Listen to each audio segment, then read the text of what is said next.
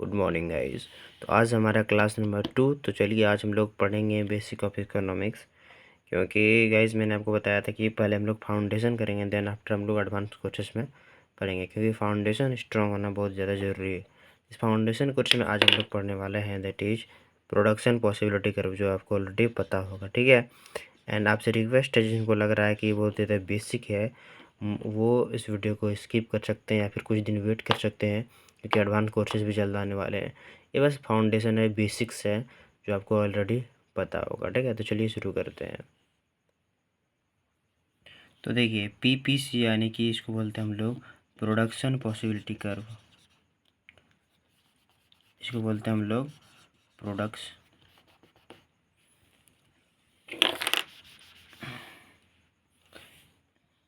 PPC यानी कि इसको बोलते हैं हम लोग प्रोडक्शन पॉसिबिलिटी कर्व, ठीक है। इसका अदर नाम है प्रोडक्शन पॉसिबिलिटी कर्व, इसका हो गया। इसको बोल सकते हैं प्रोडक्शन पॉसिबिलिटी फ्रंटियर भी बोलते हैं, एंड इसे ट्रांसफॉर्मेशन कर्व भी बोलते हैं, एंड इसका एक और नाम है that is opportunity cost curve भी इसे हम लोग बोलते हैं, ठीक है। चलिए प्रोडक्शन पॉसिबिलिटी कर्व को समझने के लिए हमें जानना पड़ेगा कि इसके कुछ एजम्पशंस क्या हैं, ठीक है। तो चलिए देखिए यहाँ पर एजम्पशंस की अगर हम लोग बात करते हैं प्रोडक्शन पॉसिबिलिटी कर्व का, तो सबसे पहला इसका जो एजम्पशन आ जाता है वो हो जाता है resources are fixed. Resources are fixed, जैसे कि हम लोग जानते हैं कि नेचर में भी रिसोर्सेस हमेशा फिक्स्ड रहता है और स्केयर रहता है, तो यहाँ भी रिसोर्सेस हमारा जो है फिक्स होगा। दूसरा नंबर होता है that is technology can not be change, ठीक है। टेक्नोलॉजी यहाँ पर कांस्टेंट रहेगा, इसे हम लोग चेंज नहीं कर सकते हैं। तीसरा जो रहेगा यहाँ पे that is only two goods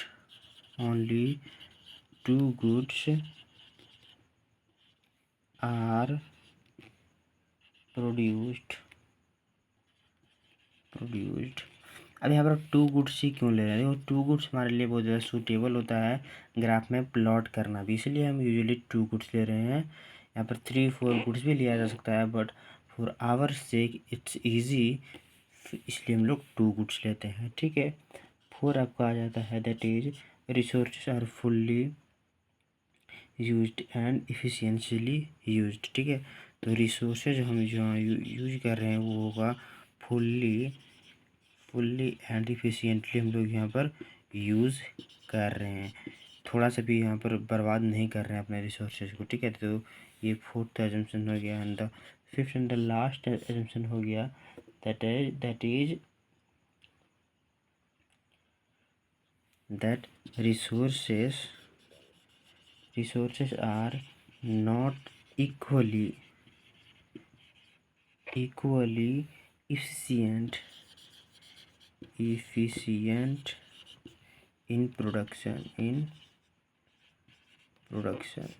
देखो हर आदमी के पास अपना अलग अलग क्वालिटी होता है गुड्स को प्रोड्यूस करने के लिए। कोई चाय अच्छा बना लेता है, तो कोई खीर अच्छा बना लेता है, तो कोई मीठा अच्छा बना लेता है, कोई टीवी ठीक करता है, तो कोई इलेक्ट्रिशियन है। तो सब में अलग अलग अपना क्वालिटीज़ होता है, और उसी के अकॉर्डिंग वो अपना प्रोडक्शन को फॉर्म देता है, ठीक है। तो उसी तरह resources are not equally efficient in production. तो ये हमारे कुछ 5 एजम्पशन हो गए हैं, किसका? तो पीपीसी का, ठीक है। चलिए अब देखते हैं हम लोग प्रोडक्शन पॉसिबिलिटी कर्व का आखिरकार एक्चुअली में डेफिनेशंस को क्या दे सकते हैं। तो देखिए तो इसका डेफिनेशन है that is it is A curve, basically it is a curve which depicts all the possible combination of two goods which economy can produce with the available technology and resources। जो भी economy में technology and resources available है उसका हम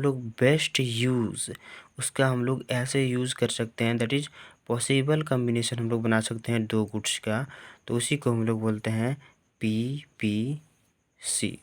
ठीक है, आपको definition समझ में आया? दैट इज ये एक कर्व है जो कि कोई भी दो गुड्स के पॉसिबल कम्बिनेशन को शो करता है, जो एक इकोनॉमी बनाता है गिवन टेक्नोलॉजी और रिसोर्सेज का यूज़ करके, उसी को बोलते हैं हम लोग प्रोडक्शन पॉसिबिलिटी कर्व। ठीक है, चलिए इसको अब हम लोग अपने कर्व में शो करने का ट्राई करते हैं। चलिए देखिए, तो सबसे पहले हम लोग एक टेबल से समझते हैं। हम लोग दो गुड्स लिए हैं, that is good X and good Y, दो गुड्स लिए हैं। ठीक है, हमारा पॉसिबिलिटी ये है ABCDEF पॉसिबिलिटी हम लेके चल रहे हैं। एंड जैसे कि हम लोग सारा टेक्नोलॉजी एंड रिसोर्सेज अगर गुड एक्स में लगा रहे हैं, तो गुड एक्स हमारा बिल्कुल भी नहीं बन रहा है। ठीक है, एक भी गुड्स हम लोग नहीं बना रहे हैं गुड एक्स का, क्यों? क्योंकि सारा टेक्नोलॉजी एंड रिसोर्सेज हम लोग गुड वाई में बनाने में लगा रहे हैं, इसलिए हमारा गुड बाई का प्रोडक्शन बहुत ज़्यादा हो रहा है। ठीक है, अब धीरे धीरे क्या करेंगे कि technology and resources good by में धीरे धीरे कम करेंगे एंड गुड एक्स में धीरे धीरे एक एक बढ़ता जाएगा। देखिए, हम लोग धीरे धीरे टेक्नोलॉजी रिसोर्सेज में जैसे कम कर रहे हैं, वैसे से गुड एक्स का तो प्रोडक्शन धीरे धीरे बढ़ रहा है एंड गुड बाई का प्रोडक्शन धीरे धीरे यहाँ जो है घट रहा है। राइट, बात समझ में आ रहा है गाइस? तो जब इस टेबल को हम लोग एक ग्राफ में फॉर्म देते हैं, ग्राफ में फॉर्म करते हैं, तो कैसे बनता होगा ग्राफ? देखिए, तो प्रोडक्शन पॉसिबिलिटी का जब हम लोग ग्राफ फॉर्म करते हैं, तो वो एक कुछ ऐसा शेप बनता है। ठीक है,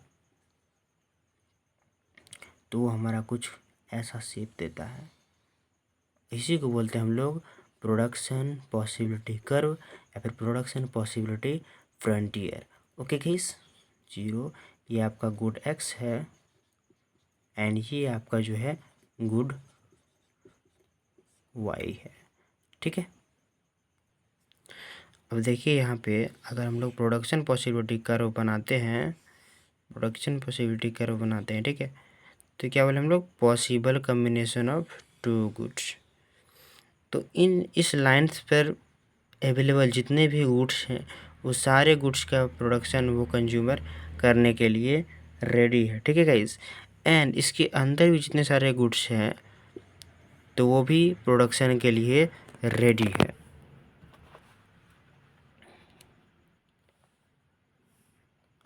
लेकिन अगर कोई गुड बाहर में रहेगा, तो क्या वो अचीवेबल होगा कि इसका प्रोडक्शन किया जा सके? नहीं, क्योंकि हमारे रिसोर्सेज एंड टेक्नोलॉजी के बाहर है, इसीलिए इसका प्रोडक्शन नहीं हो सकता। इस लाइन पे अवेलेबल गुड्स की प्रोडक्शन हो सकता है, इसके अंदर में अवेलेबल रहे गुड्स का प्रोडक्शन हो सकता है, बट इसके बाहर का नहीं हो सकता। ठीक है, ये तभी हो सकता है जब हमारा टेक्नोलॉजी बढ़ जाए, रिसोर्सेज बढ़ जाए, तभी हो सकता है। तब हम लोग पढ़ते हैं शिफ्ट इन PPC, वो हम लोग अगले क्लास में बात करेंगे। Now we will talk about properties of PPC।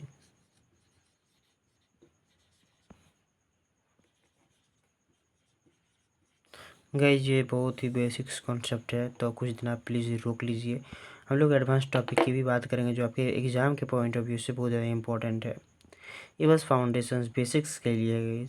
सबसे रिक्वेस्ट है, आप कुछ दिन वेट कर लीजिए। ठीक है, चलिए, तो प्रॉपर्टीज ऑफ PPC क्या होता है?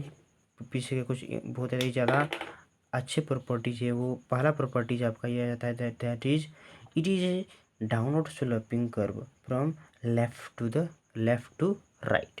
क्या है? तो डाउनवर्ड स्लोपिंग कर्व है, डाउनवर्ड स्लोपिंग कर्व है, स्लोपिंग कर्व, जैसा कि आप लोग देख चुके हो। राइट, ऐसा है कि नहीं है? डाउनवर्ड स्लोपिंग कर्व है, फ्रॉम लेफ्ट टू राइट है। तो ये आपका पहला प्रॉपर्टीज हो गया। दूसरा प्रॉपर्टीज क्या है? That is it is concave to the origin. क्या है? Concave to the concave to the origin. ये ओरिजिन की कॉनकेव में आप देख रहे हो। अगर देखो, कॉन्वेक्स ऐसे होता है, लेकिन कॉनकेव आपका ऐसे बनता है। ठीक है, कॉनकेव आपका यू शेप के जैसा बनता है, लेकिन आपका जो कॉनकेव है जो हमेशा गुफा टाइप का बनता है। कॉनकेव, केव मीन्स क्या होता है? गुफा। तो ये इस टाइप का बनता है, जो कि ओरिजिन के कॉनकेव में है। तो आपका प्रॉपर्टीज नंबर ये 2 हो गया। तीसरा आपका जो प्रॉपर्टीज है वो बहुत ही ज़्यादा इम्पॉर्टेंट प्रॉपर्टीज है वो ये है कि PPC can be shift, it can be shift, can be shift to the right और टू द लेफ्ट। इसको राइट और लेफ्ट में किसी भी में इसको शिफ्ट किया जा सकता है। तो ये कुछ इम्पोर्टेंट प्रॉपर्टीज थे पीपीसी के। चलिए बात करते हैं हम लोग मार्जिनल रेट ऑफ ट्रांसफॉर्मेशन, क्या बोलते हैं इसको, मार्जिनल रेट ऑफ ट्रांसफॉर्मेशन और मार्जिनल अपॉर्चुनिटी कॉस्ट। ये दोनों चीज़ आखिरकार होता है क्या है, आप लोग इतने कन्फ्यूजन में क्यों होते हैं। देखो ऑलमोस्ट ना दोनों एक ही चीज़ है, marginal rate of transformation and marginal opportunity cost. ये बेसिकली होता है क्या है कि it is the amount of the good to produce one additional unit too. तो ये होता है क्या है, देखो it is the amount of the good to produce one additional unit of a particular good. जब हम लोग किसी पर्टिकुलर गुड को प्रोड्यूस करने के लिए जब हम लोग एडिशनल गुड सेक्रीफाइस करते हैं उसी को बोलते हैं। और इसमें कुछ है नहीं, कोई जादू इसमें नहीं है, ठीक है। It is the amount of the good to produce one additional unit of the particular good. एक एडिशनल पर्टिकुलर गुड को प्रोड्यूस करने के लिए जब हम किसी गुड को सेक्रीफाइस करते हैं उसी को बोलते हैं मार्जिनल रेट ऑफ ट्रांसफॉर्मेशन या फिर मार्जिनल अपॉर्चुनिटी कॉस्ट, उसी को बोलते हैं, ठीक है।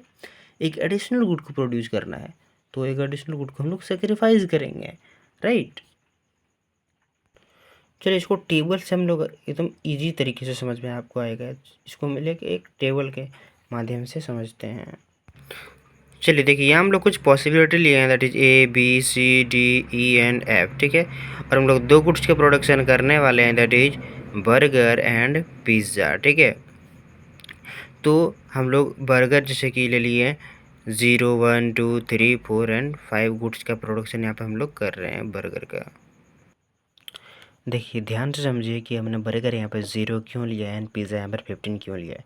देखिए हम लोग जानते हैं कि हमारे पास रिसोर्सेज एंड टेक्नोलॉजी फिक्स है, जैसे कि हमने एजम्पशंस में भी आपको बता चुका हूँ पहले। तो हम सारे रिसोर्सेज या फिर सारे टेक्नोलॉजी किसी एक पर्टिकुलर गुड पे नहीं लगा सकते। हम लोग अपने रिसोर्सेज और अपने टेक्नोलॉजी का इस तरह से यूज़ करना है, इतना एफिशिएंटली यूज़ करना ताकि दोनों गुड्स का प्रोडक्शन इफ़िशिएंटली हो सके। इसीलिए यहाँ पर हम लोग बर्गर में सारे technology and efficient use of technology and resources यहाँ पर यूज़ नहीं कर रहे हैं सारा, इसलिए हम लोग ज़्यादा से ज़्यादा पिज़्ज़ा बना रहे हैं। तो जैसे जैसे हम लोग बर्गर में एंड पिज़्ज़ा में अपने रिसोर्सेज एंड टेक्नोलॉजी इफ़िशिएंटली डिस्ट्रीब्यूट कर रहे हैं तो वैसे वैसे हमारा प्रोडक्शन में इफेक्ट आ रहा है, ठीक है। तो देखो हमारा बर्गर धीरे धीरे एक क्वांटिटी बढ़ रहा है, फिर 2 फिर 3 फिर 4 एंड 5, जैसे जैसे हम लोग बर्गर का क्वांटिटी बढ़ा रहे हैं वैसे वैसे हमारा पिज़्ज़ा का क्वांटिटी धीरे धीरे आपका रिड्यूस हो रहा है, दैट इज़ घट रहा है। अब किसी एक गुड की प्रोडक्शन को बढ़ाने के लिए हमें पिज़्ज़ा का कितना क्वांटिटी ऑफ गुड सेक्रीफाइस करना पड़ रहा है उसी को हम लोग बोलते हैं मार्जिनल अपॉर्चुनिटी कॉस्ट, ठीक है गाइस।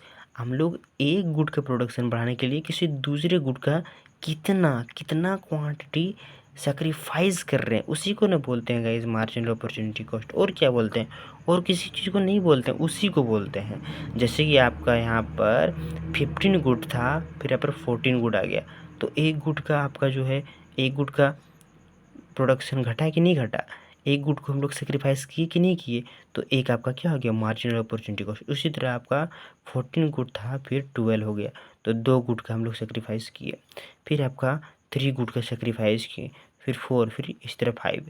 तो ये इसी तरह हम लोग मार्जिनल अपॉर्चुनिटी कॉस्ट को कैलकुलेट करते हैं कि किसी एक गुड को बढ़ाने के लिए किसी दूसरे गुड को क्वांटिटी को हम लोग कितना सेक्रीफाइस कर रहे हैं उसी को बोलते हैं मार्जिनल अपॉर्चुनिटी कॉस्ट।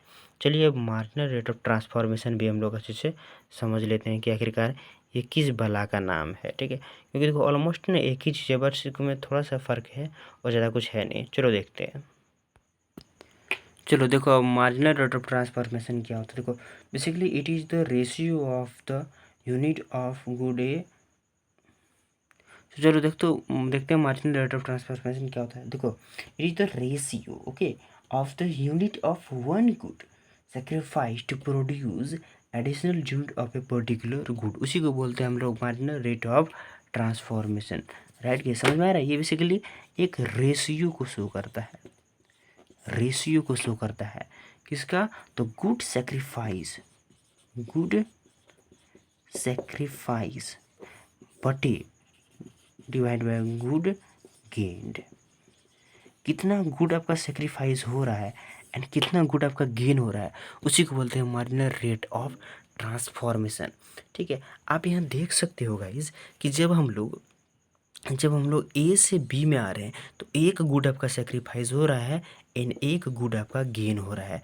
तो marginal rate A to B हो गया, A to B marginal rate of transformation क्या हो जाएगा? 1:1, यानी कि 1:1 हो जाएगा आपका। ठीक है गाइस, उसी तरह जैसे कि हम लोग बी टू सी आ रहे हैं तो बी टू सी में आपका कितना गुड सेक्रीफाइस हो रहा है? 2 गुड सेक्रीफाइस हो रहा है। कितने गुड गेन होने के लिए? एक एडिशनल गुड गेन होने के लिए। तो marginal rate of transformation B to C क्या हो गया? 2:1, क्योंकि 2 गुड सेक्रीफाइस कर रहे हैं एक गुड गेन करने के लिए। ठीक है, तो आई होप आपको मार्जिनल रेट ऑफ ट्रांसफॉर्मेशन या फिर मार्जिनल अपॉर्चुनिटी कॉस्ट आपको समझ में आया होगा इस। तो आज हम लोग यहीं तक रखते हैं और मिलते हैं अगले वीडियो अगले क्लास में। Right, thank you very much.